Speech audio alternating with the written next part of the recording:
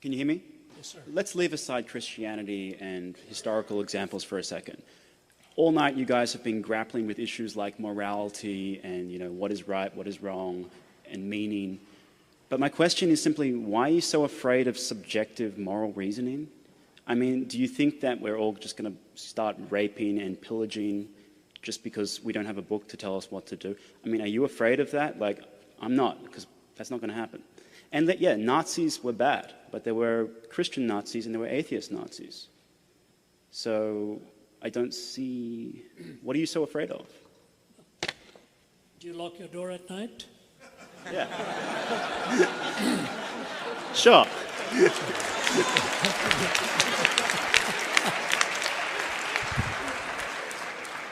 I hear what you're saying. Sounds very cavalier, though. My goodness. If we weren't afraid of all of this, we would not be in a national debt. The billions... China is secular. Sorry? China is secular. Sorry? China is secular. That's right. What does that mean? I mean, they're not raping and pillaging, and neither are we. Oh my, oh my, oh my, oh my. Oh my.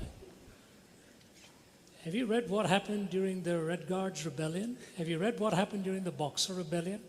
Do you know who has killed more people in the 20th century than China and Russia? 60 million apiece? Wow.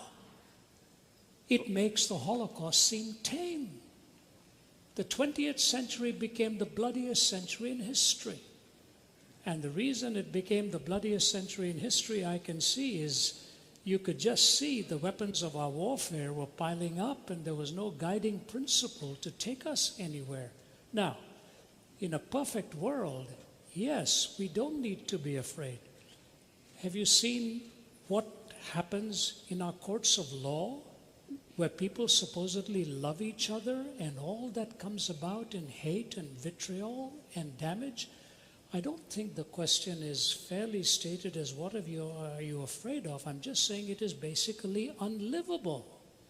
I didn't conclude that. An atheist like Jean-Paul Sartre concluded it. We killed more people in the 20th century than the previous 19 put together. And your question is, what are we afraid of? The fact of the matter is, if morality is purely subjective, then you have absolutely nothing from stopping anybody for being a subjective moralist to choose to just zing one through your forehead and say, that's my answer. How do you stop that? Obviously, you don't believe that's the way it should be. No, neither do I. So it's not a case of what am I afraid of. It's a case of the fact that if you're willing to say to me that moral reasoning can be purely subjective, I just say to you, look out, you ain't seen nothing yet if everybody believed what you did. Do you know, funny, interesting, when I was in the Soviet Union, former Soviet Union, Stalin eliminated 15 million of his own people. 15 million of his own people. And at the Center for Geopolitical Strategy, they didn't want to even name his name and so on. His daughter, Svetlana, made the comment. It is quoted both by Malcolm Muggeridge in his writings and by historian Paul Johnson in Modern Times. Svetlana was standing by the bedside of her father before he died.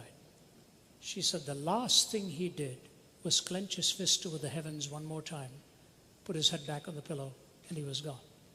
This is his daughter raising the question, whatever got into my father to have that kind of hatred and hostility?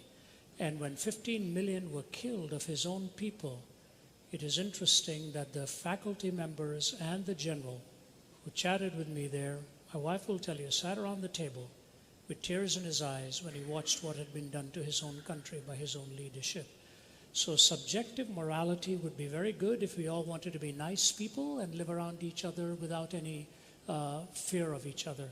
But the reason you lock your doors and the reason we have our police and the reason we have our military and the reason we have our law courts is because when subjective morality becomes totally subjectivized, this is what happens in society.